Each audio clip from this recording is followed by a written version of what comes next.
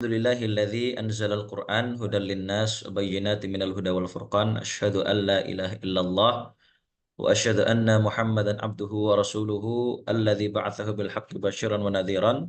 Allahumma shalli ala Muhammad wa ala alihi wa sahbihi wa sallama tasliman katsiran.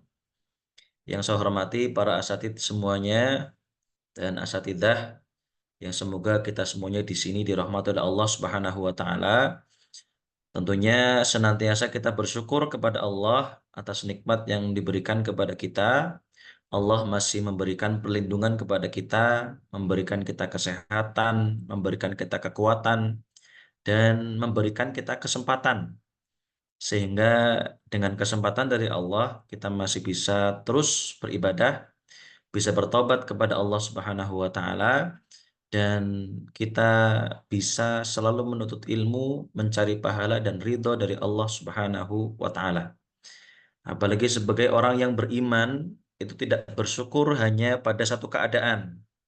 Orang yang beriman akan selalu bersyukur di semua keadaan dan semua ketentuan dari Allah Subhanahu wa taala.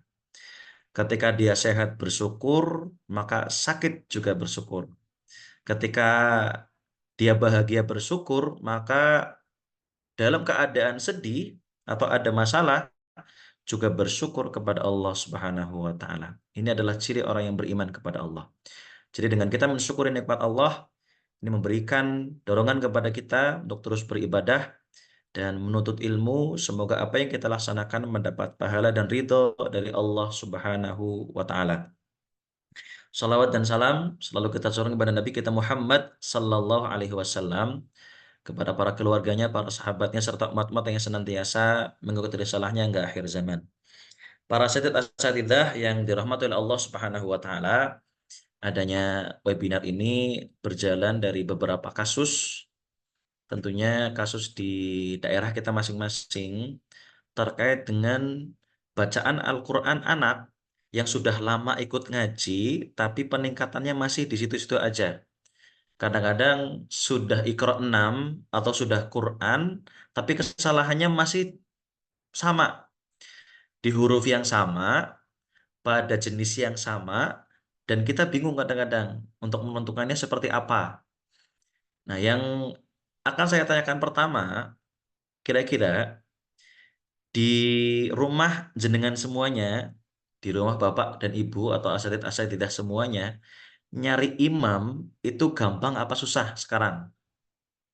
Coba, mungkin ada yang jawab. Susah, Nggak Ustaz. susah, Ustaz. Iya, susah. Itu itu problem di setiap daerah. Nyari imam itu susah.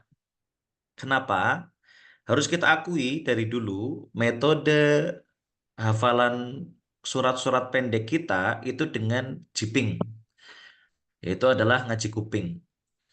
Pernah suatu ketika sholat subuh, imam itu membaca surat Al-Insyirah, Alam nasrah laka sadrak.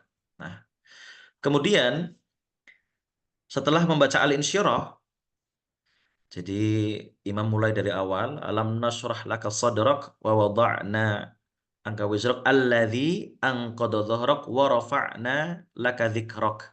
Kemudian imam membaca fa inna ma'al usri yusra. Nah, makmum itu memperbaiki bacaannya. Makmum memperbaiki bacaannya dengan bilang yusron, karena imam bacanya yusro. Lalu makmum menggantinya dengan yusron.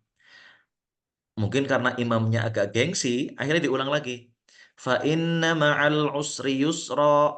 Lalu makmum lagi ngulang lagi, yusron. Sampai ketiga kali, fa inna ma'al usri yusra, makmumnya yusron. Nah, setelah 3 kali perbaikan oleh makmum, maka imam melanjutkan bacaannya sampai selesai. Kemudian tanya, Ustadz, bukankah tadi yang benar saya? Nah, si makmum juga sama tanya, loh kan saya yang benar, harusnya yusron bukan yusro. Nah, ini terjadi kenapa? Karena masing-masing tidak mengetahui cara membaca yang sesuai. Yang padahal yusro juga benar, yusron juga benar. dengan kondisi yang berbeda.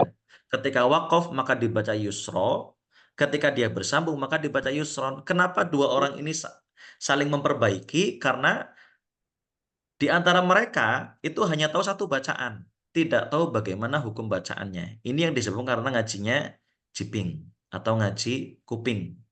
Tidak hanya Al-Insyirah, bahkan surat yang pendek yang sering kita baca itu Al-Falaq.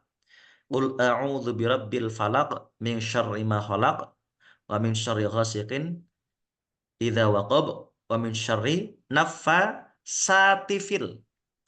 Ini sering kita baca dan anak-anak kita membaca itu menggunakan sin.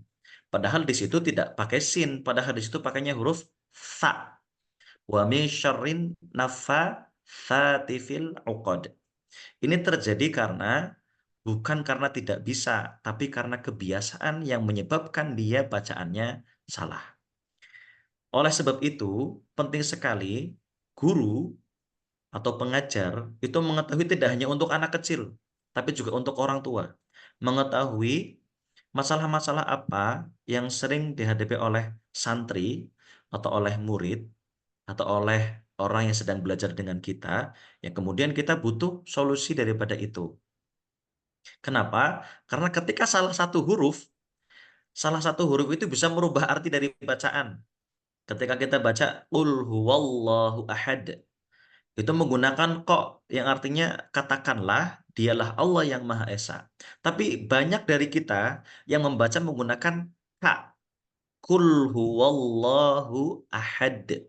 Nah, yang sebelumnya berarti katakanlah, ketika menggunakan ka, maka ini berubah arti menjadi makanlah. Yang tadinya katakanlah dialah Allah yang Maha Esa, berubah menjadi makanlah dialah Allah yang Maha Esa. Berubah satu huruf itu bisa merubah arti bacaan dari apa yang kita baca. Makanya penting sekali kita memulai untuk para santri kita, untuk murid-murid kita, ketika mereka dimulai dari nol, maka kita mulai dari mana? Ketika mereka sudah lancar tapi masih banyak yang salah, kita mulai dari yang mana? Nah, nanti akan kita bahas beberapa permasalahan dan apa saja yang harus kita laksanakan supaya apa? Supaya kita bisa mengetahui masalahnya dan kita bisa tahu solusinya. Karena orang yang bermasalah itu ketika tidak tahu masalahnya. Mohon maaf nggih. Orang yang bermasalah itu ketika orang tidak tahu masalah. Orang yang bermasalah itu ketika dia tidak tahu masalahnya. Makanya banyak guru yang tanya kepada anak-anak, sudah paham belum? Maka pasti jawabannya paham. Nah, tapi ketika ditanya, coba jelaskan tadi eh, yang Ustadz sampaikan di bagian kedua. Pasti nggak bisa biasanya. Terus ketika ditanya, mana bagian yang nggak bisa? Mereka nggak paham. Karena tidak tahu masalahnya. Begitu juga kita. Ketika kita tidak paham masalah kepada santri, kepada anak, maka ini menyebabkan kita tidak menemukan solusi untuk anak yang akhirnya pencapaian itu mandek dan tidak ada perkembangan. Begitu. Akan saya share tadi tentang malam hari ini. Nah, pertama, kita sudah diajarkan oleh guru-guru kita dari dulu bahwasanya membaca Al-Qur'an hukumnya wajib ya, karena Al-Qur'an tidak bisa dititipkan. Kalau saya pengen baca surat Al-Baqarah, saya nggak mungkin nitip sama kepala desa, itu nggak mungkin. Atau ketika saya pengen baca Quran, baca surat An-Nisa, saya nitip sama bupati, itu nggak bisa. Yang dapat pahala bupatinya, bukan sayanya. Ya. Nah, maka dari itu, membaca Al-Quran adalah suatu kewajiban. Dan sudah diperintahkan oleh Allah Subhanahu wa Ta'ala, warattilil Qur'ana tartila. Bacalah Al-Quran dengan tartil, sesuai dengan kaidah bacaan hukum tajwid. Karena apa? Karena tadi, ketika kita salah satu huruf, maka ini bisa merubah arti dari apa yang kita baca. Merubah arti dari apa yang kita baca, apalagi surat-surat yang sering kita baca dalam sholat. Al-Ikhlas, Al-Falaq, An-Nas. Itu surat yang paling sering. Tapi ternyata surat-surat pendek ini saja itu masih sering salah. Oh gitu ya. Masih banyak yang salah.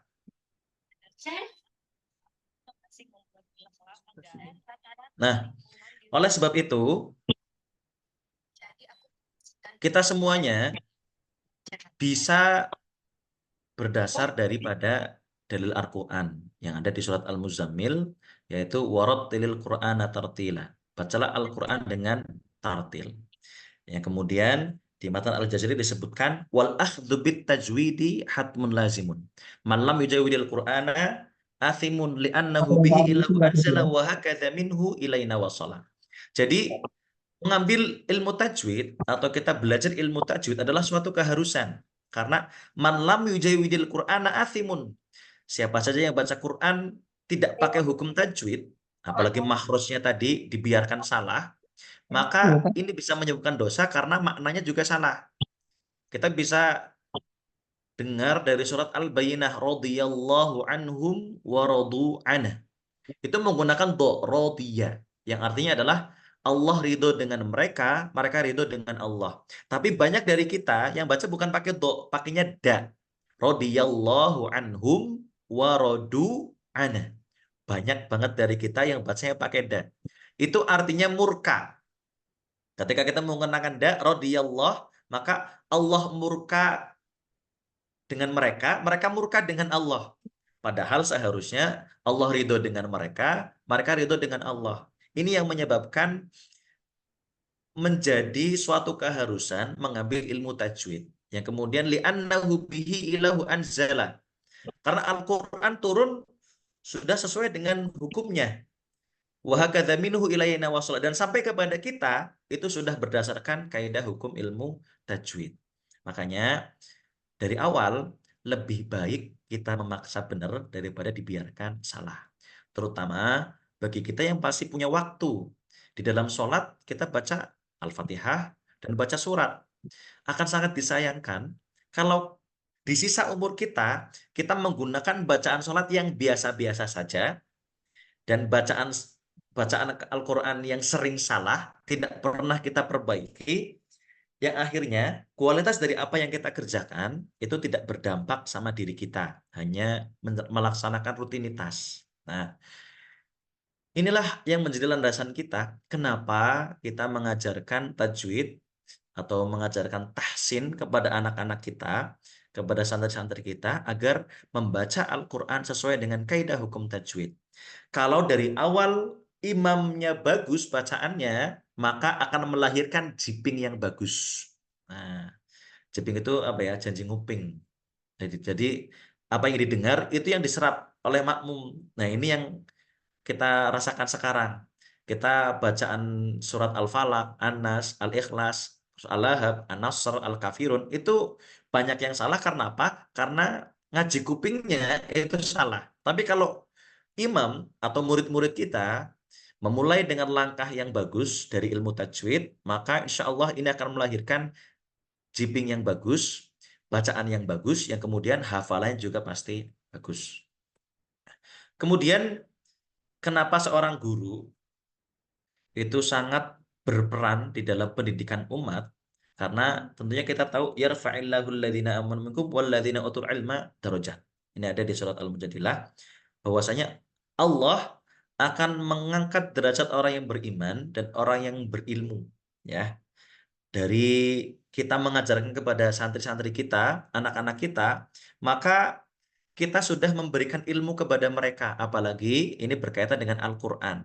Dan Al-Quran wallahi sangat mudah. Tidak butuh passion, tidak butuh hobi, atau tidak butuh skill. Semua orang pasti bisa baca Quran. Tidak harus ustadz, tidak harus kiai, tidak harus santri. Semua orang bisa baca Quran karena tidak butuh passion. Kalau misalkan saya disuruh bikin rumah misalkan, atau disuruh ngaji, itu saya nggak bisa. Atau saya lihat ada motor kena banjir, terus saya suruh benerin, itu pasti saya nggak bisa, karena memang nggak bisa. Atau disuruh macul gitu ya, Itu nggak bisa. Tapi orang yang macul itu pasti bisa baca Quran. Orang yang benerin motor di bengkel atau orang yang kerja di bengkel itu pasti bisa baca Quran. Orang yang kerjanya di bangunan atau kuli bangunan itu pasti bisa baca Quran. Ya, tidak harus ustadz, tidak harus santri, tidak harus kiai. Makanya semua orang pasti bisa baca Quran. Ini sudah dijamin oleh Allah Subhanahu wa taala, walaqad yassarnal Qur'ana lidzikri fahal mim mudzakir. Allah telah menjamin bahwasanya Al-Qur'an itu mudah. Al-Qur'an itu mudah bagi siapapun yang mengingat Allah Subhanahu wa taala dan mengingat kalam Allah Subhanahu wa taala. Jadi tidak butuh passion. Maka semua orang pasti punya kesempatan untuk bisa baca Quran. Ketika kita memiliki umur panjang dan di sisa umur kita tidak berusaha untuk memperbaiki bacaan kita atau tidak berusaha memperbaiki bacaan santri-santri kita, maka ini adalah suatu kerugian. Ya, kemudian di dalam surat Asy-Syura juga disebutkan inna hadzal qur'ana yahdi lillati hiya aqwam. Bahwasanya Al-Qur'an memberi petunjuk kepada jalan yang lebih lurus. Dan Nabi juga menyampaikan khairukum man ta'allamal qur'ana wa 'allamahu. Sebaik-baik manusia adalah yang belajar Al-Qur'an dan mengajarkannya. Inilah peran guru yang sangat besar terhadap pendidikan umat melalui Al-Qur'an. Ketika kita menyampaikan satu ayat kepada mereka, kita bisa mengajarkan mereka bisa membaca Al-Quran, dan mereka praktekkan di dalam sholat mereka, maka kita akan mendapatkan pahala sama dengan apa yang mereka baca. Mandalla ala khairin falahu mithlu ajrin fa'ilihi. Barang siapa yang menunjukkan kepada kebaikan, maka dia akan mendapatkan kebaikan yang sama sebagaimana orang yang melaksanakan kebaikan tersebut. Jadi, peran guru sangat penting di dalam pendidikan umat, terutama melalui Al-Quran. Jangan sampai kita biarkan anak-anak kita buta huruf Al-Quran.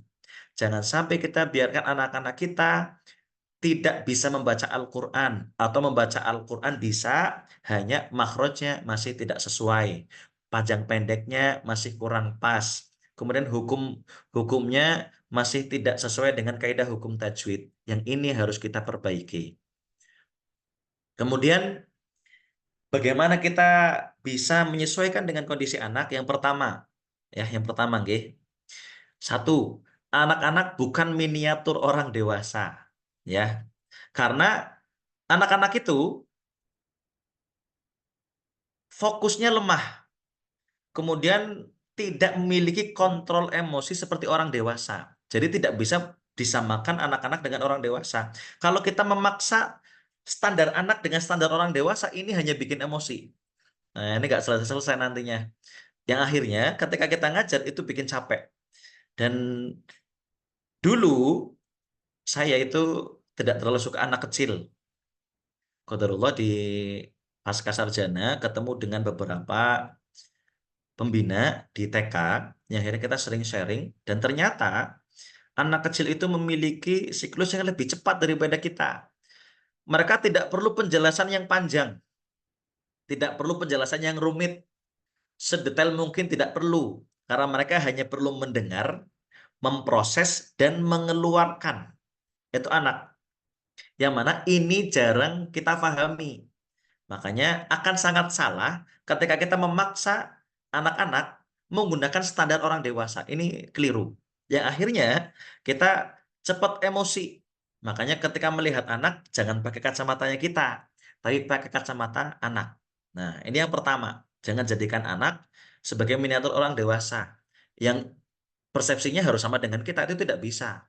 Kita harus menyesuaikan. Yang akhirnya dari pembelajaran inilah kita cinta kepada anak, yang kemudian kita bisa bawa kepada anak. Makanya sekarang saya sendiri menjadi pembina KB. KB itu kelompok bermain. Jadi usianya di bawah TK, 3 sampai 4 tahun. Dan ini lebih lebih banyak lagi caranya, ya. Pernah lagi nyimak hafalan, dilempar meja. Itu pernah. Dilempar kursi, pernah. Kalau kita memaksa standar mereka dengan standar orang dewasa, wah, ini nggak akan sabar. Tapi mereka butuh sekali pendamping dari kita, dampingan dari kita, pembinaan dari kita. Kenapa? Karena generasi anak-anak sekarang jangan sampai menjadi generasi yang buta huruf Al-Quran dan bahkan tidak bisa membaca Al-Quran sesuai dengan kaidah hukum tajwid. Nah, gitu. Yang kedua, anak belajar paling mudah dengan cara mereka, yaitu meniru. Tadi udah saya sampaikan, mereka tinggal dengar, proses, ngeliat. Nggak usah menjelaskan 5 menit deh. Nggak usah jelasin panjang-panjang. Karena kalau kita menjelaskan panjang, detail, apalagi rumit, nanti di pikiran mereka, aduh, gurunya susah banget nih. Padahal materinya gampang, tapi dibuat susah oleh kita. Karena tadi, anak hanya perlu mendengar, memproses, dan mengeluarkan. Walaupun memang kita harus sabar, karena anak butuh pengulangan. Nah, butuh mengulang berkali-kali. Yang ini sebenarnya sudah digambarkan oleh anak-anak kita.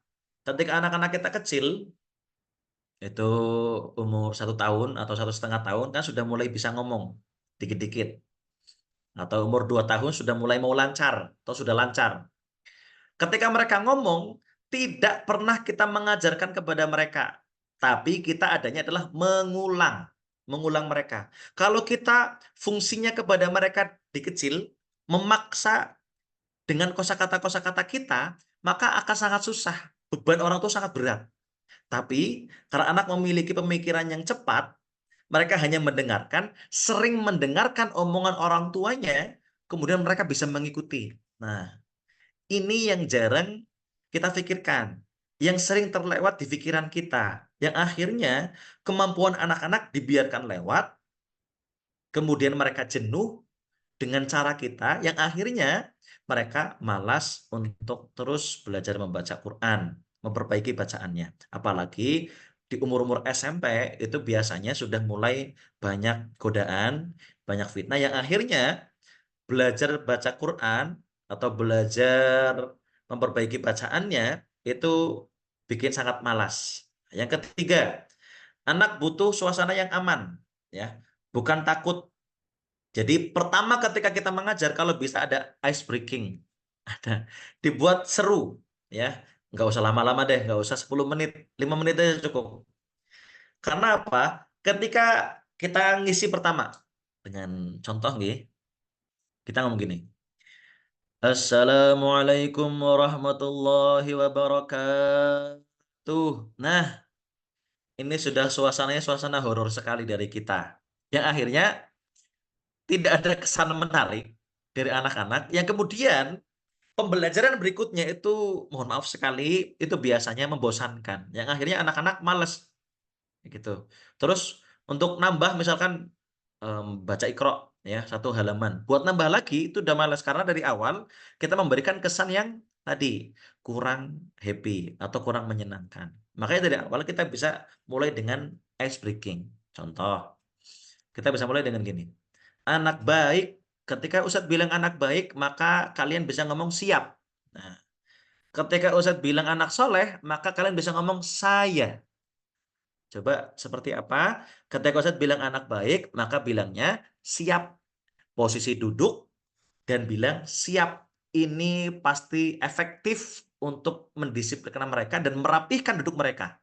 Coba sekarang Ustadz bilang anak baik, siap. Nah, itu sudah pasti bisa. Kemudian ketika Ustadz bilang anak soleh, saya. Nah, anak soleh itu yang rajin baca Quran atau nggak baca Quran ya, rajin. Anak soleh itu yang setoran sama Ustadz apa nggak setoran? Yang setoran. Jadi kita memancing mereka untuk berpikir dimulai dari kita dengan pola yang menyenangkan. Makanya buat suasana belajar itu aman dan tidak menakutkan atau tidak horor, ya. Jadi tugas guru itu adalah membuat anak berani mencoba. Gimana dia berani coba dulu? Bukan sempurna di awal, nggak harus sempurna di awal itu nggak susah, sangat susah. Karena anak-anak yang memiliki fokus lebih itu sangat jarang. Ya, jadi kita buat senang dulu dengan kita, maka mereka pasti akan mengikuti kita. Begitu juga orang dewasa. Apalagi bapak-bapak, ibu-ibu yang sudah berumur 40, 50, ketika dari jenengan ada yang ngajar bapak-bapak atau ibu-ibu, mungkin polanya bukan seperti anak-anak tadi, nggak mungkin ibu-ibu atau bapak anak baik siapa itu nggak mungkin, atau bapak baik itu nggak mungkin, nggak akan bisa. Ya, jadi buat yang ringan dengan ngobrol ringan, santai, masalahnya ada di mana, yang kemudian ketika mereka baca bisa kita dengan talkin dulu supaya mereka memberikan stretching atau pemanasan di otak. Soalnya kalau kita langsung coba Pak baca itu suasananya sudah gak enak sekali. Kayak gitu. Jadi bapak-bapak dan ibu-ibu maka memiliki kondisi yang berbeda, anak-anak juga memiliki kondisi yang berbeda. Terus keempat, anak butuh perintah yang singkat. Satu demi satu nggak bisa langsung, susah. Kalau kita mau langsung, nanti mereka nggak cepat paham. Dan mereka akan memberikan pernyataan kepada kita, gurunya kok itu banget ya, banyak aturan banget, terus banyak perintah. Makanya kita bisa memberikan stimulan kepada anak. Jadi anak itu hanya mampu paling 3 sampai 4 instruksi ya dalam satu waktu. Kalau langsung 5, 6 itu susah. Jadi berikan satu-satu contoh. Coba sekarang buka mushaf kalian semuanya. Nah, buka mushaf kalian semuanya. Kemudian cari halaman 5. Sudah? Kalau sudah dibuka halaman 5, maka ikuti Ustadz. Apalagi anak-anak yang mohon maaf males, kemudian lambat di dalam mengikuti, maka butuh step by step, butuh alur yang jelas dari awal supaya apa? Supaya anak-anak bisa mengikuti apa yang kita inginkan. Ini fungsi dari mengarahkan. Karena nasihat sendiri itu kalimatu yu'abbaru biha an jumlatin hiya iradatul khairi lil mansuhi lahu. Jadi ketika kita mengarahkan, tujuannya adalah kebaikan supaya orang yang kita arahkan, anak yang kita arahkan bisa mengikuti apa yang kita arahkan kepada mereka. Kalau hanya sebatas menyampaikan sesuatu yang kita inginkan, tidak ada orientasinya, apalagi tidak ada orientasi kebaikan atau orientasi supaya mereka mengerjakan, maka susah, tidak akan ketemu. Jadi anak butuh perintah ya satu-satu ya. Ada tahapannya, tidak langsung. Yang kelima, belajar lewat pengulangan. Ya, bukan sekali dengar. Kalau memaksa mereka sekali dengar, maka ini sangat-sangat berat. Ketika kita mengajar anak, maka ingat satu, jangan pakai pola pikir orang dewasa. Pakai pola pikir anak. Ilmunya orang dewasa, tapi polanya menggunakan polanya anak. Supaya apa? Mereka bisa mengikuti apa yang kita inginkan. Sebagai seorang ayah atau sebagai seorang ibu, ketika kita nyuapin anak nih, umur 1,5 tahun atau umur 2 tahun, lagi aktif-aktifnya. Kalau kita paksa mereka untuk mengikuti kita, kita hanya duduk di sini. Ayo nak, cepat sini makan. Itu susah, habisnya lama. Tapi kalau kita mengikuti mereka, jalan ke kanan, kita ikut ke kanan, suapin. Jalan ke kiri, kita ikut ke kiri, suapin. Jalan ke depan, kita ikut ke depan, suapin. Mereka mainan batu, kita ikut megang batunya, suapin. Ini cepat habis. Nah, bagaimana dengan nanti kelas yang banyak? Nggak mungkin dong kalau kelas banyak kita lari-lari terus. Ini tadi hanya contoh nih. Jadi kita ketika mengajar dengan pola pikir mereka yang menyenangkan. Contoh ringan saja. Misalkan kita kasih mereka HP, nonton YouTube, disuruh nonton apa ya? Disuruh nonton tutorial bikin bangunan. Anak umur 5 tahun atau umur umur 10 tahun, ya, umur 10 tahun udah SD.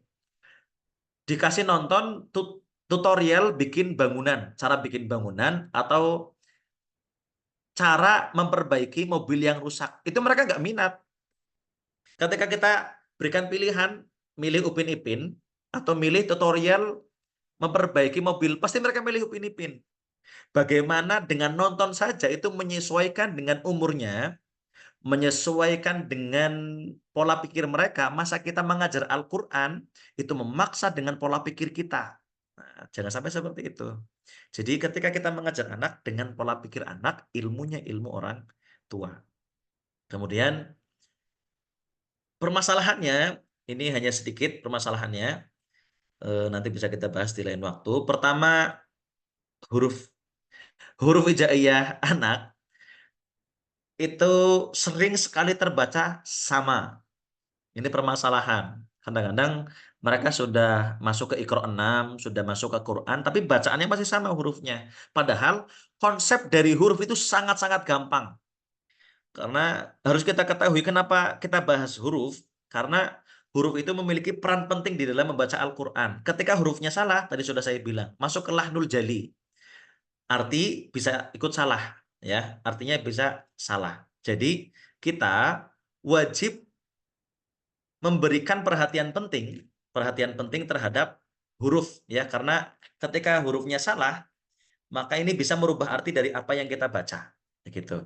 Jadi huruf rumus yang pertama, huruf itu wajib dibaca berbeda. Huruf, ketika hurufnya ingin benar, maka wajib dibaca berbeda.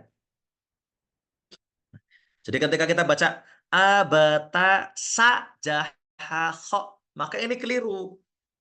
Karena di huruf sa, kita baca menjadi sa, sin. Dan itu keliru. Dan ini sering terjadi sama anak-anak. Dan kadang-kadang kita sebagai guru terlalu menggampangkan. Sudahlah, nggak apa-apa. Nanti kalau sudah gede, sudah tua, pasti juga bisa. Udahlah nggak apa-apa, nanti kalau kuliah dia juga bisa. Udah nggak apa-apa, nanti kalau dia udah nikah pasti bisa belajar sama istrinya. Ternyata pas sudah gede, nggak bisa-bisa. Kenapa?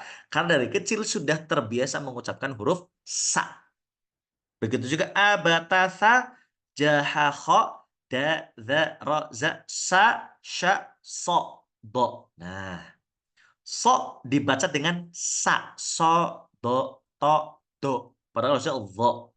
Nah, dari kecil, anak memiliki proses yang cepat ketika mendengarkan gurunya. Lebih baik dari awal kita ajarkan dengan sesuai. Walaupun butuh pengulangan berkali-kali. Tapi ini memberikan pengajaran yang efektif. Supaya apa? Dari kecil anak-anak sudah belajar huruf yang sesuai. Jadi huruf hijaiyah rumusnya satu. Pertama, harus dibaca berbeda. Kalau bacaannya ada yang sama, berarti salah. Kalau bacaannya masih banyak yang sama, so sama sin masih sama, sa sama sa masih sama, po sama tak masih sama, maka ini berarti keliru. Nah, dari kecil jangan membiarkan anak-anak dengan bacaan yang salah, ya. Karena apa? Pas sudah gede ketika bacaannya salah, nggak benar-benar malah lebih susah memperbaikinya karena lidahnya sudah refleks. Yang tadinya sa diganti ta, kelihatannya gampang, tapi berat, susah karena lidahnya sudah refleks ke huruf sin, begitu. Jadi penting peran guru itu bisa memperbaiki bacaan dari kecil, ya, dari kecil. Nah, kemudian yang kedua, panjang pendek masih sering salah. Nah, panjang pendek itu masih sering salah. Kenapa? Karena ketika kita baca misalkan, Tabbat yada abi lahabi wa tabb. Yada itu panjang 4 harokat. Yada abi lahabi wa tabb. Ma aghna anhu maluhu wa ma kasab.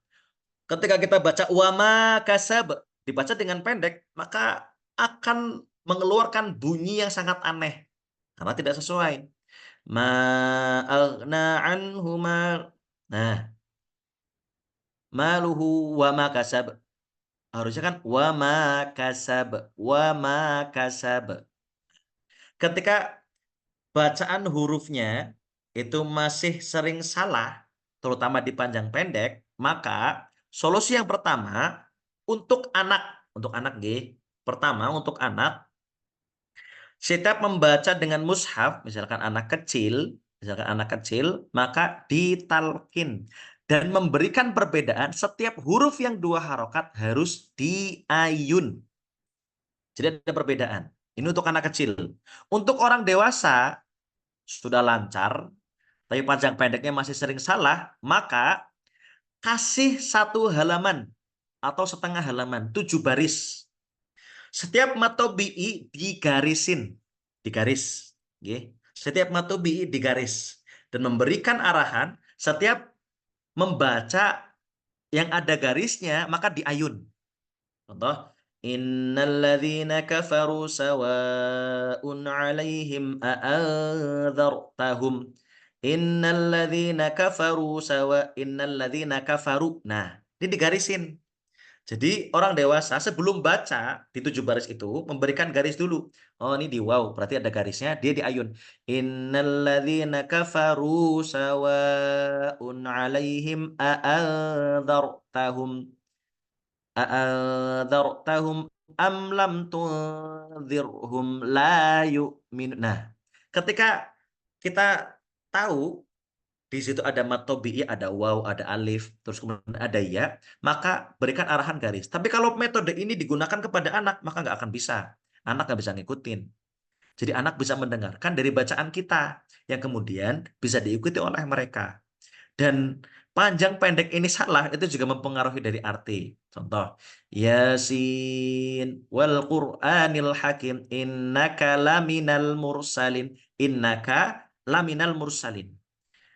Lanya itu pendek. Sesungguhnya kau adalah sebenar-benarnya Rasul. Innaka laminal mursalin. Orang yang diutus oleh Allah Subhanahu wa taala. Tapi kalau kita menggunakan la, ada alif, lanya panjang. Innaka laminal mursalin. Nah, ini artinya juga berubah. Bukan orang yang diutus. Yang seharusnya benar-benar orang yang diutus, jadi bukan orang yang diutus. Jadi ketika kita mendapati anak yang sudah lancar baca, tapi mereka panjang pendeknya masih salah, maka bisa kita talkin sedikit demi sedikit, nanti mereka mengikuti bacaan kita. Tapi kalau dari nol, kemudian memiliki masalah di panjang pendek, sering sekali keliru, maka dari awal kita bisa menggunakan metode mulai mengayun dari awal.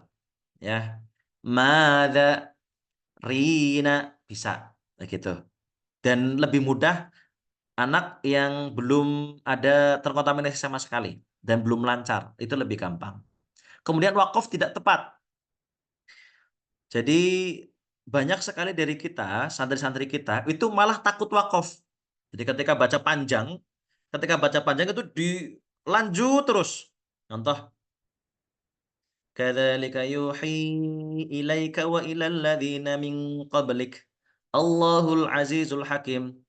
Terus kemudian di ayat selanjutnya yang wa kadzalika auhayna ilaika qur'anan arabiyyan litundhira ummal qura wa man haulaha wa tundhira yaumal Jadi anak kadang-kadang supaya cari aman itu ngambil nafas di tengah-tengah.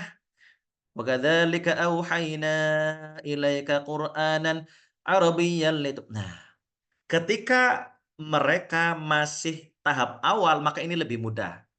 Menggunakan contoh yang pendek-pendek, hanya 3 atau 4 kata cukup. Tapi kalau sudah lancar dan masih bingung di wakaf,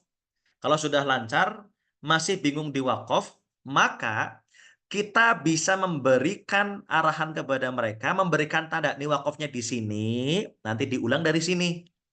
Berikutnya, setelah kamu baca ini, wakafnya di sini, diulang dari sini. Itu memberikan contoh latihan kepada mereka supaya terbiasa dengan wakaf, tidak takut berhenti.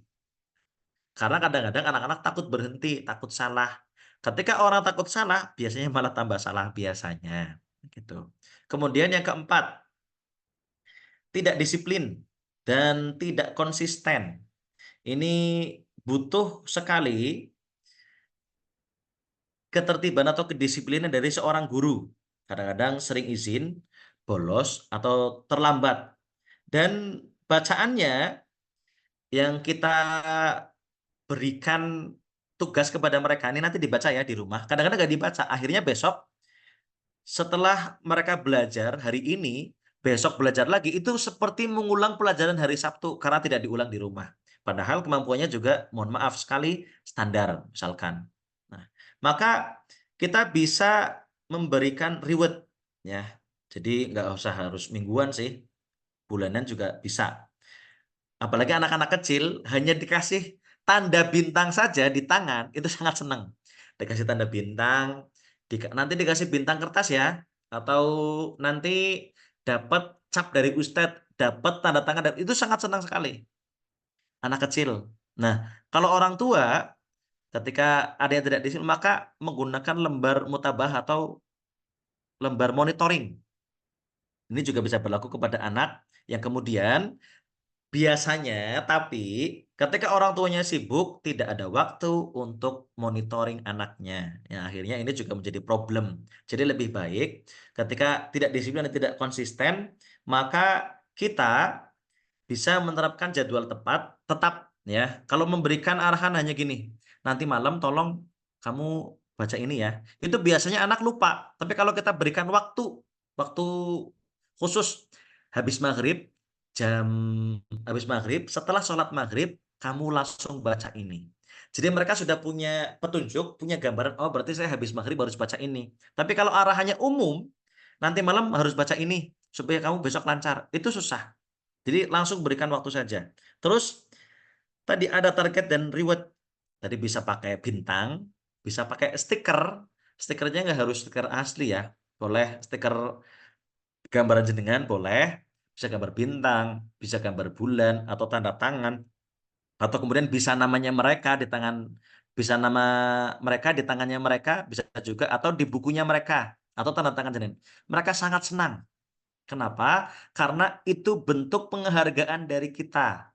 Jangan sampai kita tidak pernah memberikan penghargaan sama sekali, lisan nggak pernah, kemudian bentuk wujudnya nggak pernah, yang akhirnya anak untuk disiplin dan konsisten itu sangat berat. Kemudian ini permasalahan berikutnya, santri kebanyakan dan levelnya juga beda-beda. Jadi kalau ada yang seperti ini, kita bisa membuat kelompok kecil yang mereka pada level yang sama. Supaya apa? Supaya mereka bisa saling menguatkan dan saling mendengarkan. Nah, saling mendengarkan, apalagi ketika kekurangan guru, kita bisa bikin kelompok 3 sampai 5 orang. Cukup insya Allah. Terus kemudian ada drilling, baca berulang-ulang. Jadi mereka ketika levelnya sama, kita masuk ke Iqra 2, masuk ke Iqra 3, atau masuk ke bagian sambung kata, ketika mereka permasalahan di situ, maka bisa kita drilling berulang-ulang untuk mereka. Jadi mereka fokusnya sama, terus pencapaiannya sama, mereka tidak terbebani oleh pencapaian lebih yang sudah dicapai oleh orang lain, oleh anak lain. Ini juga bisa berlaku untuk orang tua. Ketika orang tua, kita ngajar orang tua dengan level yang berbeda-beda, maka kita bisa bagi kelompok. Kalau kita gabung terus, maka mohon maaf, pencapaian akan sangat tertunda dan bahkan ini berjalan lambat karena kita paksakan. Ketika pencapaiannya, ketika level mereka berbeda, jangan kita paksakan mereka pada satu tempat yang sama. Jadi lebih baik kita buat kelompok-kelompok atau halakoh sendiri. Tapi masih dalam pengawasan kita dan arahan dari kita. Kemudian bisa kita terapkan checklist kompetensi. Misalkan yang tadi bacaannya belum bisa bersambung, anak kecil yang belum bisa bersambung, maka itu bisa checklist. Ada daftar perkembangan harian. Oh, ini hari ini sudah berkembang, bagus. Bisa 2 kata. Minggu depan tambah 1 kata lagi, 3 kata sampai 5 kata. Kemudian ketika masalahnya di mat, hari ini sudah bisa nih 1 lembar. Minggu depan tambah 2 lembar bacanya. Minggu depan lagi tambah lagi. Begitu juga untuk orang tua. Digaris-garisin, bacanya nambah terus supaya apa? Supaya terbiasa. Sebenarnya orang itu bukan karena tidak bisa, tapi karena tidak terbiasa. Apalagi dengan refleks yang sudah biasa mereka ucapkan, sudah biasa kita ucapkan. Maka kita butuh pembiasaan. Yang saya ulang, Al-Quran tidak butuh passion. Al-Quran tidak butuh profesi. Al-Quran bisa masuk ke semua profesi, tidak hanya ustadz, tidak hanya kiai, tidak hanya santri, tapi semua orang bisa memiliki kesempatan untuk membaca Al-Quran. Sekarang yang kita bacaannya lancar, dulu juga nggak lancar. Sekarang yang kita bacaannya bagus, dulu juga tidak bagus.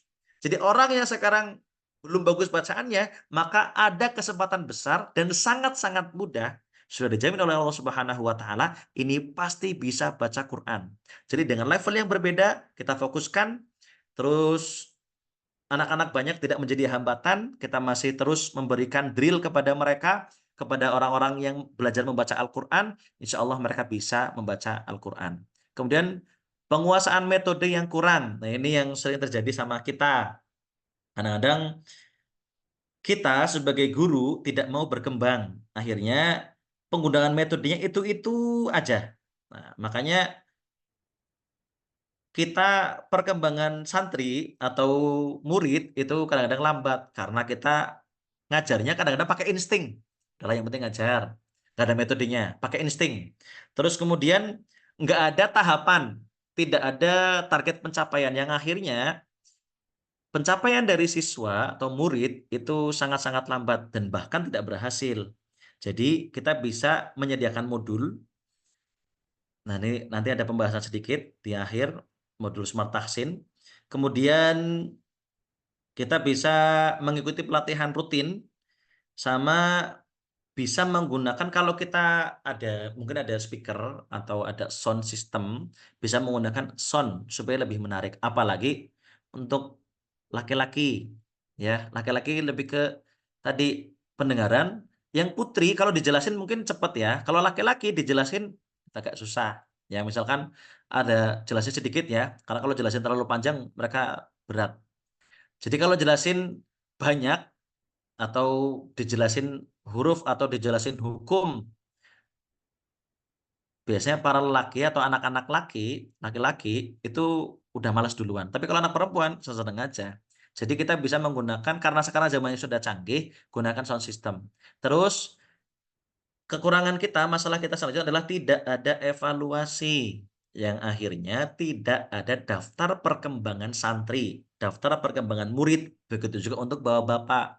Makanya tadi saya katakan jangan memaksa orang untuk satu tempat karena ini susah, bisa tak bisa, tapi lama perkembangannya. Seperti itu. Terus nanti di pertemuan yang selanjutnya kita akan membahas, kita menerbitkan buku Smart Tahsin. Ini juga diambil dari, kita ambil referensinya dari Matan Al-Jazari, kemudian Tuhfatul Atfal, dan dari Iqra itu sendiri. Kita ada 4 macam klasifikasi, dari 1 huruf dan pelafalan. Kemudian tahapan kedua ada harokat dan sambung huruf. Tahapan ketiga ada mad dan gunnah. Tahapan keempat adalah hukum bacaan dan wakof. Karena grade pada tahapan bacaan itu kita bagi menjadi 3, ada grade A, grade B, grade C. Grade C itu yang makhrajnya masih kurang sesuai, yang masih sering salah, grade C. Karena ketika makhrajnya sering salah, maka ini memiliki kesalahan yang fatal, lahnul jali. Yang kedua grade B. Grade B itu lahnul khofi, berkaitan dengan hukum. Hukum bacaan, kalau hukum bacaannya masih sering keliru, kemudian ikhfanya masih tidak sempurna, terus idharnya masih kurang sesuai, maka dia masuk grade B. Tapi kalau hukumnya sudah bagus, maka dia masuk ke grade A. Tinggal pada tahapan penebalan, tipis, kemudian ghorib. Seperti itu. Dan untuk Smart Tahsin itu sendiri, kita ada ringkasan. Jadi kalau biasanya, kalau apalagi orang tua nggih, orang tua belajar Iqra itu biasanya malu. Maka kita memberikan buku atau pembelajaran dari Smart Tahsin, 4 yang akan kita pelajari, huruf dan pelafalan, harokat dan sambung huruf, mad dan gunnah, kemudian hukum bacaan dan wakaf. Ini masih tahapan tamhidi. Nanti untuk tahapan yang mutkin atau itqon sudah masuk kepada hukum-hukum yang lengkap, sempurna, mulai dari nun sakinah, kemudian mad jaiz, terus mad wajib, terus mad lazim dan lain sebagainya. Ini masuk kepada itqan. Ini targetnya adalah bisa membaca Al-Qur'an terlebih dahulu. Kemudian motivasi untuk kita semuanya, maka setiap huruf yang keluar dari lisan murid kita itu akan menjadi saksi amal kita. Setiap koreksi yang kita berikan menjadi pahala yang mengalir kepada kita. Setiap waktu yang kita luangkan adalah investasi akhirat. Dan ini akan berlangsung terus-menerus, tidak hanya ketika hidup, tapi ketika kita sudah meninggal, anak yang kita ajarkan mereka masih membaca, masih menggunakan bacaan sholat mereka dari apa yang kita ajarkan kepada mereka, maka pahalanya akan terus mengalir. Kita bisa belajar dari kejadiannya Ibnu Umar. Ibnu Umar itu sering sekali membebaskan seorang budak, padahal budak itu sangat mahal. Ketika ada budak yang rajin sholat, rajin ibadah, maka Ibnu Umar itu selalu ingin membebaskan dia dan bahkan dibebaskan, padahal mahal. Lalu ditegur oleh saudara-saudaranya dan teman-temannya, wahai Ibnu Umar, mereka itu hanya menipumu. Mereka ibadah hanya ingin dimerdekakan. Mereka sholat hanya ingin dimerdekakan. Mereka seperti itu, kelihatan dekat dengan Allah hanya ingin dimerdekakan. Lalu Ibnu Umar berkata, man khada'ana lillah in khada'nallah. Barang siapa yang mereka yang menipuku karena Allah, maka aku ditipu juga karena Allah Subhanahu wa taala. Jadi Ibnu Umar ditipu saja, setiap apa yang dia lakukan, yang ditipu saja itu untuk Allah Subhanahu wa taala, maka ini akan bernilai pahala, apalagi kita yang mengajarkan kepada anak-anak kita, mengajarkan kalam Allah Subhanahu wa taala kepada mereka, memberikan penguatan bacaan Al-Qur'an kepada mereka. Bagaimana aliran pahala dan bagaimana investasi akhirat kita akan mereka berikan kepada kita semuanya. Maka tidak hanya untuk kepentingan dunia, maka kita kuatkan untuk kepentingan akhirat, apalagi ini adalah kalamullah Subhanahu wa taala. Dan di dalam syair disebutkan ghayatul muallimi iradullahi wa salahul ajyal. Tujuan seorang guru adalah ridha Allah dan baiknya generasi. Jangan sampai generasi setelah kita menjadi generasi yang buta huruf Al-Qur'an, menjadi generasi yang tidak suka dengan Al-Quran, menjadi generasi yang tidak paham dengan bacaan Al-Quran. Dan sebagai penutup adalah kita harus ingat Al-Quran bisa menjadi pengecek untuk hati kita. Karena Utsman bin Affan berkata, idza tahurat qulubukum lamma syabi'at min kalami rabbikum. Kalau hati kita bersih, hati kita benar, pasti kita tidak akan pernah kenyang dengan kalam Allah Subhanahu wa taala. Semoga para asatidz semuanya selalu diberikan kesehatan, diberikan kemudahan di dalam mengajarkan murid-muridnya, mengajarkan santri-santrinya dengan membaca Al-Qur'an, dan apa yang kita ajarkan kepada mereka menjadi pahala untuk kita semuanya dan kita mendapat ridho dari Allah Subhanahu wa taala. Sekian dari saya, mohon maaf apabila ada kesalahan. Wallahu a'lam taufiq wassadad. Wassalamualaikum warahmatullahi wabarakatuh. Waalaikumsalam warahmatullahi wabarakatuh. Alhamdulillah, jazakallahu khair Ustadz Usman PPD yang telah memberikan pemaparan materi pada webinar Zoom Tahsin Al-Quran dengan metode Smart Tahsin, tentunya dengan jargon mudah, cepat, dan fasih. Baik, asatidzah sekalian, kita beralih ke sesi tanya jawab terlebih dahulu. Ini masih semangat nggak asatidzah sekalian? Coba cek sound terlebih dahulu. Semangat atau udah pada ngantuk ya asatidzah sekalian? Semangat ya. Ya Allah Ustaz. Insyaallah. Ustaz. Insyaallah, alhamdulillah. Untuk biar tidak menyemangati untuk lebih semangat, coba nanti asatidzah sambil mengisi link daftar hadir yang ada di chat kita. Nanti yang ini gunanya untuk mengirim sertifikat peserta juga beserta bonus di akhir sampai dengan webinar selesai. Dan kita langsung beralih ke sesi tanya jawab. Bagi peserta yang ingin bertanya, silakan menuliskan pertanyaan di kolom chat atau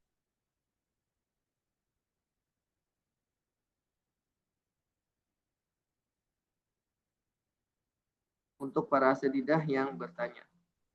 Monggo kita open 3 pertanyaan terlebih dahulu untuk asatidzah sekalian. Tafadhol. Bisa raise hand terlebih dahulu atau yang masih malu bisa lewat chat. Monggo.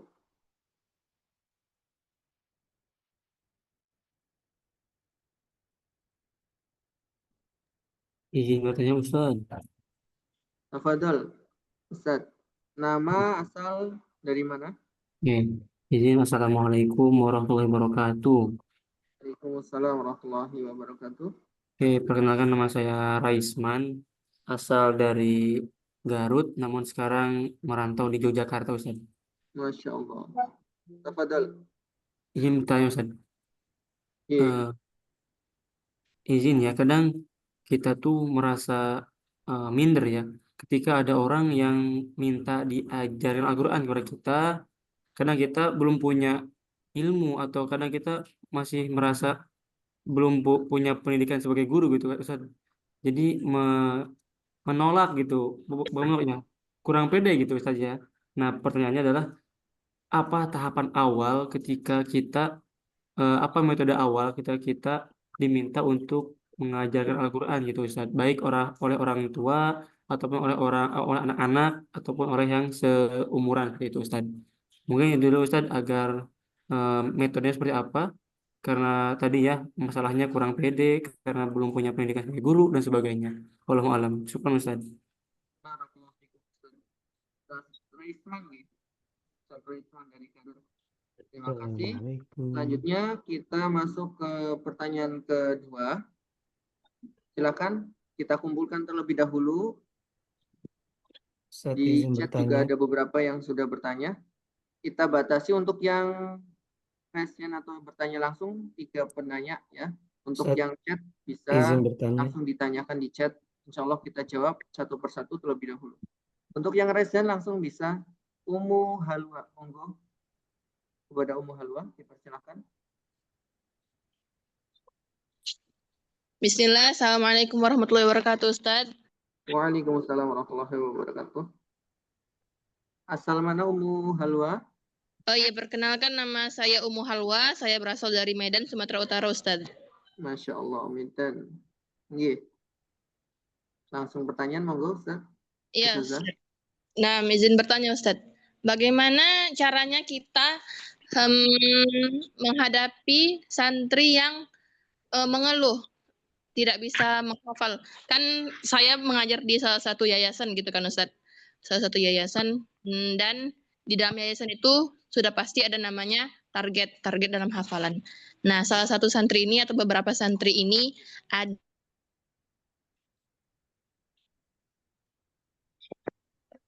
Ya, cek suara terputus Ustazah Umu.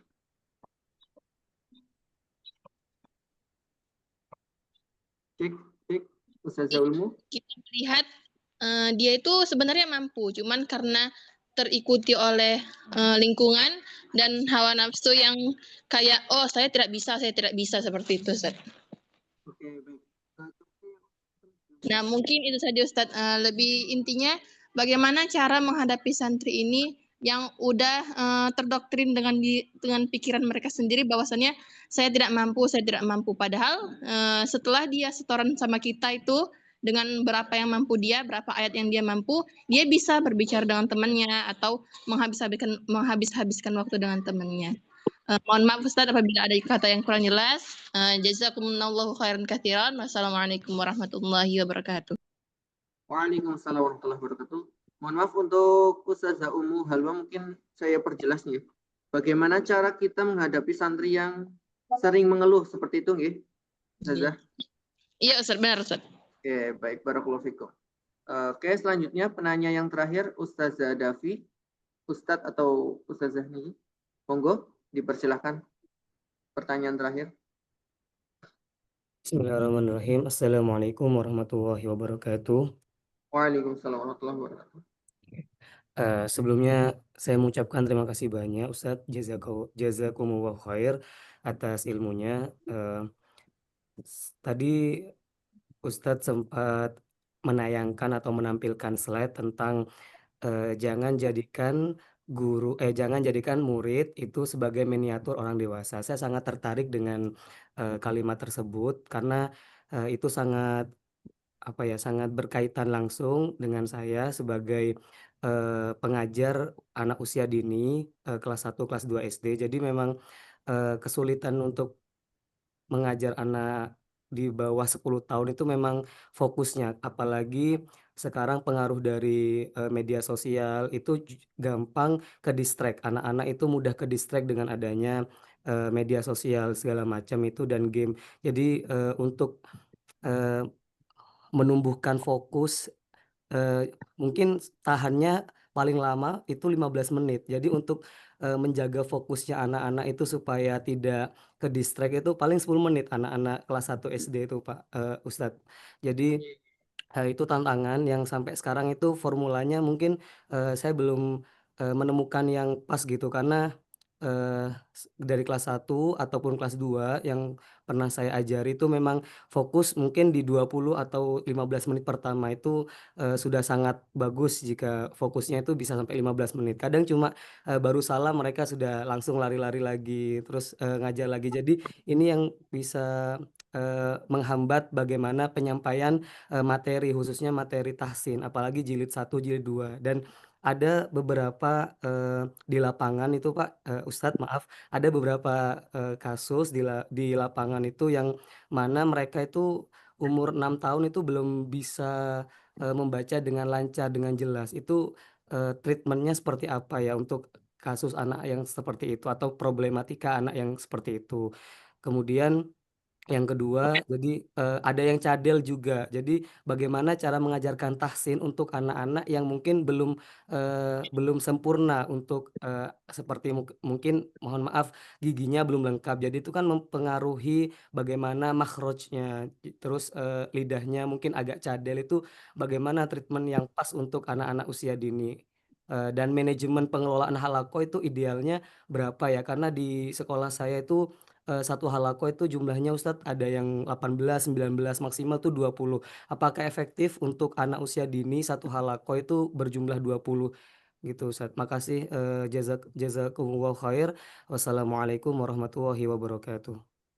Waalaikumsalam warahmatullahi wabarakatuh. Barakallahu fikum. Pertanyaan yang sangat bagus dari Ustadz Dafi ya. Ustadz Dafi tadi asal dari mana Ustadz? Iya benar Ustadz. Dari mana Ustadz Dafi asalnya? Oh, saya di Surabaya Ustadz. Oh Surabaya, Masya Allah. Barakallahu fikum. Terima kasih untuk sesi pertanyaan 3 penanya. Dan yang lainnya nanti insya Allah yang di chat akan kita jawab satu persatu. Kepada beliau Ustadz Usman, kami persilahkan untuk menjawab dari beberapa pertanyaan Nggih. para peserta webinar. Yang pertama tadi terkait dengan belum bisa nggih, belum bisa tapi sudah diminta ngajar, maka nggak apa-apa. Tetap ngajar aja, tapi punya tanggung jawab untuk terus belajar. Kenapa?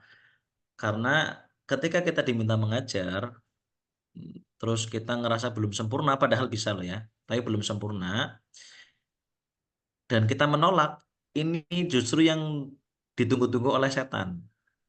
Karena setan akan sangat senang ketika melihat orang tidak berkontribusi di dalam Islam. Yang akhirnya kita ngerasa, wah kekurangan saya banyak nih, kesalahan saya banyak. Terus hukum-hukumin masih banyak yang salah. Nah, justru ketika kita ngajar, maka kita bisa melengkapi kekurangan-kekurangan kita, bisa merevisi tiap kesalahan kita, dan kita punya tanggung jawab untuk belajar. Jangan sampai dibiarkan. Ya. Dan apalagi kita menolak. Jadi kita tetap mengajar, tapi punya tanggung jawab untuk belajar. Ini konsep dari imam. Imam ketika mereka nggak bisa, memiliki kekurangan, masih punya kekurangan, maka jangan berhenti jadi imam, itu lebih salah. Jadi mereka tetap jadi imam, tapi punya tanggung jawab untuk belajar. Begitu juga guru. Jangan sampai dengan belajar tahsin, sudah tahu kesalahannya di mana, malah bikin kita nervous, bikin kita minder, nggak mau ngajar. Itu lebih salah. Jadi setan akan sangat senang kepada orang yang tidak mau berkontribusi, tidak ada aktivitas kemanfaatan, apalagi kita bisa, yang akhirnya kita merasa kekurangan kita banyak, kita tidak pantas untuk mengajar. Nah, itu boleh. Nah, nanti bisa dengan tahapan-tahapan dari tadi, kita mencari problem kita, ya, karena sudah saya sampaikan, orang yang bermasalah ketika tidak tahu masalahnya. Jadi kita ketahui dulu masalahnya apa, kita bisa talaki kepada ustadz masalahnya ada di mana, baru kita mulai perbaikan dari situ. Kalau makhraj ada yang salah, kan nggak mungkin salah semua. Ada beberapa yang salah, maka itu yang kita perbaiki. Ketika makhrajnya sudah bagus, lanjut ke mat. Ketika matnya sudah bagus, lanjut ke gunnah. Baru lanjut ke hukum dan wakaf. Seperti itu. Itu yang pertama. Terus yang kedua, motivasi untuk anak yang tahfidz itu banyak sekali problemnya. Apalagi anak sudah bisa tapi malas, dan alasannya kadang-kadang memang masuk akal begini. Alasannya, saya kan kalau nambahnya banyak nanti jadi dosa kalau nggak dimurojaah. Nah, ya emang iya, cuman ini lebih salah. Karena apa? Karena dia menghambat dirinya untuk berkembang. Jadi kita bisa menggunakan pola perasaan. Kita pengaruhi feel-nya, kita bisa duduk bareng. Pertama, ya, coba bayangkan. Orang tua itu lebih milih yang hafalannya dikit atau banyak. Nah, pasti dia akan menjawab hafalannya banyak. Kamu kira-kira ingin bahagiakan orang tua atau ingin membahagiakan diri sendiri? Pasti mereka akan menjawab ingin membahagiakan orang tua. Salah satu syarat membahagiakan orang tua adalah hafalannya harus diperbanyak. Itu yang pertama. Yang kedua, kadang-kadang memang mereka bisa, tapi metodenya tidak bisa. Mereka masih bingung di metode. Kesalahan penghafal adalah, mohon maaf nggih, mungkin ada yang cocok dan ada yang enggak, tapi kebanyakan kita ketika menghafal itu membaca satu halaman bolak-balik yang akhirnya membuat otak itu jenuh. Karena menghafal itu mengulang. Ketika kita membaca terlalu banyak, akhirnya otak, aduh banyak banget ya. Akhirnya membuat otak itu jenuh dan malas untuk menghafal. Jadi kita gunakan metode perbagian. Kita bagi 5 bagian, itu kan ringan. 5 bagian, 5 bagian, 5 bagian, apalagi dengan mushaf yang standar 15 baris, maka itu lebih ringan. Walaupun bisa, kalau kita paksakan baca berulang-ulang dengan metode yang salah, maka mereka akan cepat bosan untuk menghafal. Jadi kita buat metode yang ringan. Kadang-kadang ada anak yang pakai metode berulang-ulang nggak bisa-bisa, maka guru itu harus bisa memberikan metode yang lain. Metode juz'i, terus kemudian metode tarjamah, karena pengalaman ada yang pakai metode juz'i itu gampang banget. 2 baris itu mungkin nggak nyampe 5 menit hafal, karena bagian per bagian. Dimulai dari yang paling ringan. Nggak bisa. Kalau 2 ayat misalkan takadus samawati yatafattarna min fawqihinna wal malaikatu yusabbihuna bihamdi rabbihim, itu kan 2 baris. Kalau kita baca langsung maka berat. Tapi kalau kita ulang dari coba takadus samawatu, itu gampang, nggak perlu dihafal sudah hafal. Jadi kadang-kadang yang sudah bisa, kenapa mereka futur kemudian nggak mau ngafal lagi, ngafal udah dikit-dikit aja deh. Karena murojaahnya mereka susah dan karena metodenya nggak sesuai. Tapi kalau pakai metode yang sesuai, insya Allah mereka bisa. Dan terakhir, problem para penghafal adalah murojaah. Karena malas itu murojaah. Kenapa murojaah itu malas? Satu masalahnya, banyak yang lupa. Karena banyak yang lupa, akhirnya buat murojaah males. Terus kemudian banyak alasan yang akhirnya seharusnya sekarang bisa ngulang 1 juz, malah nanti bulan depan udah lupa semuanya. Padahal ketika misalkan bulan ini kita bisa menghafal 1 juz. Nah, bulan November kita bisa menghafal 1 juz. Desember tanggal 1 sampai 5 itu adalah waktu terbaik untuk mengulang. Ketika kita mengulang hanya butuh 10 sampai 20 menit. Tapi karena kita malas, kita biarkan sampai bulan Januari. Maka butuh waktu berhari-hari untuk mengulang hafalan di bulan November. Itu harus kita pahamkan. Jadi menghafal itu nggak susah kok. Menghafal itu gampang. Dan yang pertama, tapi kita berikan pemahaman kepada mereka di pondok, tidak hanya menyenangkan diri sendiri, tapi menyenangkan kedua orang tua. Salah satu syarat untuk menyenangkan orang tua adalah dengan menambah jumlah hafalan. Gitu. Terus yang ketiga, tadi ada pertanyaan terkait dengan fokus ya. Anak-anak kalau sudah fokus 20 menit itu sudah bagus. Jadi bisa menggunakan metode yang sesuai, ya, metode yang sesuai. Nanti bisa bagi gunakan pola per 10 menit. Nah, 10 menit mereka mendengarkan. Terus kemudian di menit berikutnya latihan mengulang. Mereka mengulang. Terus 10 menit lagi nanti bisa gunakan instruksi.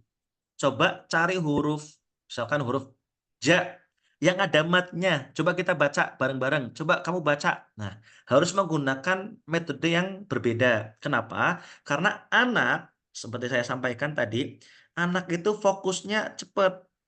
Jadi nggak bisa ditahan lama, tidak seperti orang dewasa.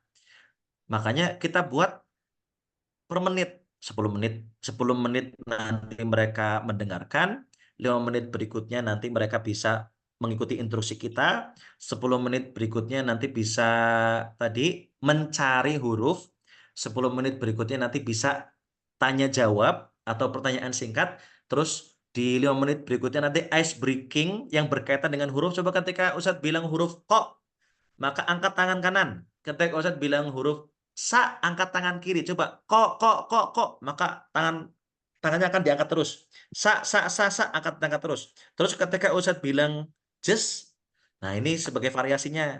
Sebagai variasinya, anggukan kepala. Kok, sa, just. Nah, ini lebih menarik. Tapi kalau kita paksakan mereka harus fokus 30 menit 1 jam, itu suatu yang susah. Berat. Maka tadi saya sampaikan, jangan mengajar anak dengan pola pikir orang dewasa, tapi ajarkanlah anak dengan pola pikir mereka, ilmunya ilmu orang dewasa, tapi polanya pola mereka. Begitu. Siapa lagi tadi ya?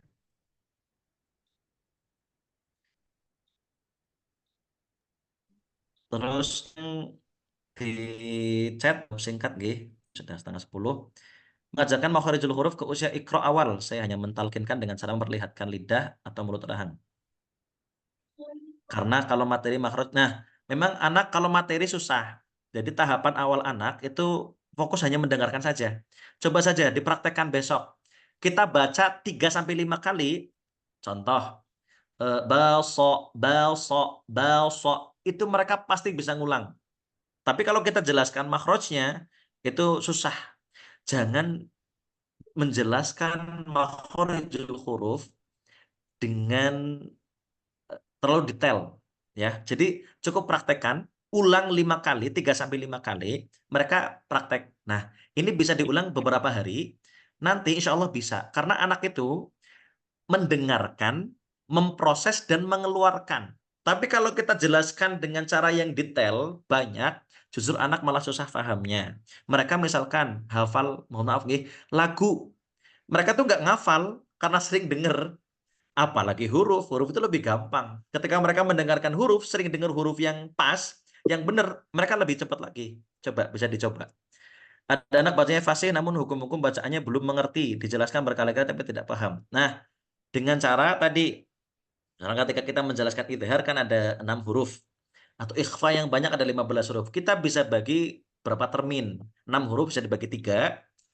Jadi bisa dibagi aha, terus ha'a, khoho. Nah, nanti bisa dibagi 3-3 atau dibagi 2-2. Terus kita praktekkan man amana ini idhar. Man amana, gak usah dijelasin, ini jelas. Terus kemudian tidak boleh ditahan terlalu lama. Nah, itu malah mereka nanti nggak paham. Jadi tinggal praktek, kemudian kita ngomong ini idhar.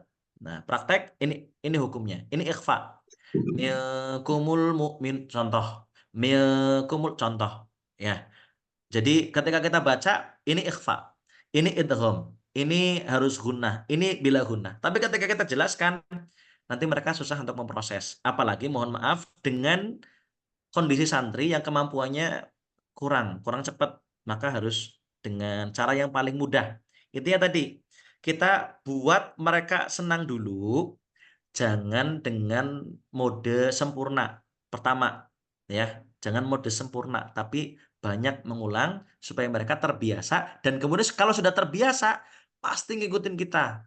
Ini idhar, oh ya udah paham karena sudah bisa. Ini ikhfa, oh ya paham kan sudah bisa, nah, gitu. Tapi kalau kita memaksa sempurna dari awal, itu suatu yang mustahil biasanya, susah, kecuali anak yang kemampuannya khusus cepat ya. Terus bagaimana kita menghadapi anak-anak zaman sekarang yang lumayan susah dinasehati? Mohon sarannya Ustadz. Nah, anak-anak tadi saya sudah sampaikan dari awal, ketika kita ngajar, pakai pola pikir yang paling bagus. Pakai pola pembelajaran yang paling menyenangkan. Kalau kita mengawalinya dengan serius, atau dengan pola yang mohon maaf horor, maka anak tidak ada kesan untuk kita. Tapi kalau dari awal sudah menyenangkan, ice breaking, kemudian kita game huruf, coba cari huruf so ada di mana, cari huruf kok ada di mana. Mereka senang. Besok itu pasti nunggu. Tapi kalau kita memulai dengan Assalamualaikum, dengarkan semuanya, susah. Tapi kalau kita mulai dengan anak baik apa? Siap. Anak soleh, saya. Anak yang soleh pasti rajin baca Al-Quran. Anak yang soleh pasti mendengarkan gurunya. Kalau tidak mendengarkan gurunya berarti soleh apa tidak soleh? Nah, kita mulai dari yang seperti itu. Itu memang butuh latihan, butuh proses. Dan yang paling penting butuh seneng dulu.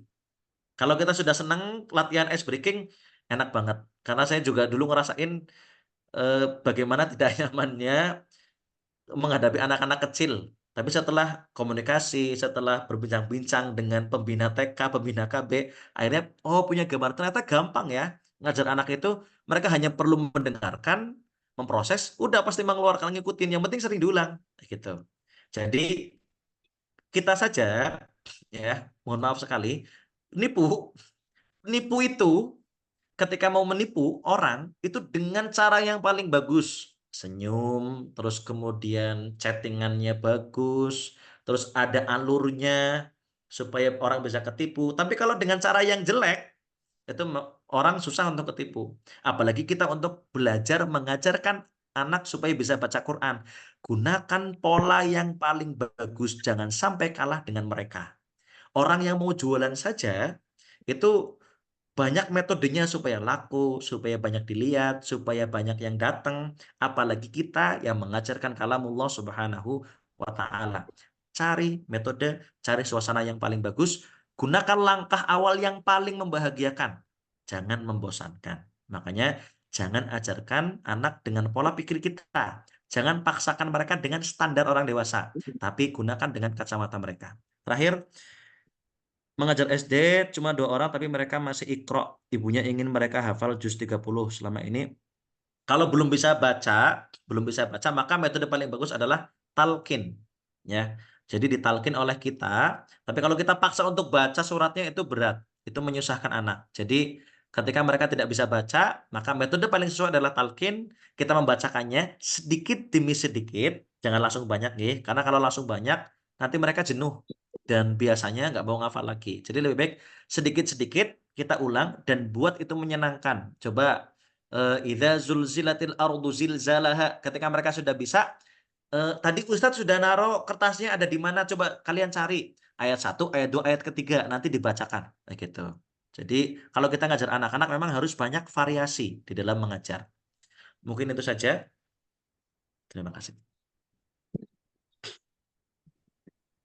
Alhamdulillah, terima kasih kepada Ustadz Usman atas penyampaian dan jawabannya. Semoga ini bisa membantu para asatidah sekalian dalam melaksanakan yaitu ibadah kita, mengajar para santri, para murid yang ada di daerahnya masing-masing, dan semoga bisa menjadi amal ibadah kita semua. Alhamdulillah, webinar Tahsin Al-Quran untuk pengajar part 1 dengan metode Smart Tahsin mudah, cepat, dan fasih yang dibawakan Ustadz Usman Arifat HLC-MPD pada 15 November malam hari ini telah selesai kita laksanakan dengan baik dan lancar. Kedepannya para asatidah semoga bisa mengikuti part selanjutnya untuk menindaklanjuti ataupun mensupport kegiatan lajnah di Pondok Pesantren MBS Bumiayu. Terakhir, mohon harapannya kepada para asatidah sekalian, ikuti fanspage dan Instagram kami untuk kegiatan-kegiatan selanjutnya agar tidak ketinggalan, terutama pada channel WhatsApp kita atau komunitas Lajnah Dakwah Pondok Pesantren MBS Bumiayu. Alhamdulillah kita telah sampai pada penghujung webinar hari ini. Terima kasih kepada pemateri dan seluruh peserta atas partisipasi aktifnya. Semoga apa yang kita pelajari menjadi sebab bertambahnya kecintaan kita kepada Al-Quran dan memperindah bacaan kita sesuai aturan yang benar. Semoga Allah jadikan semua ini sebagai amal jariah dan jalan menuju berkahnya. Mari kita akhiri majelis ini dengan membaca hamdalah bersama-sama. Alhamdulillahirabbil alamin. Alamin. Wa akhiru da'wana alhamdulillahirabbil alamin. Allahumma Jazakumullah khairan Ustaz. Nggih wa iyyakum, Ustaz. Hayakumullah. Jazakumullah khairan. Berikutnya yang sangat penuh manfaat. Assalamualaikum warahmatullahi wabarakatuh. Wassalamualaikum warahmatullahi wabarakatuh. Warahmatullahi Izin wabarakatuh. izin live nggih, Pak. Bu.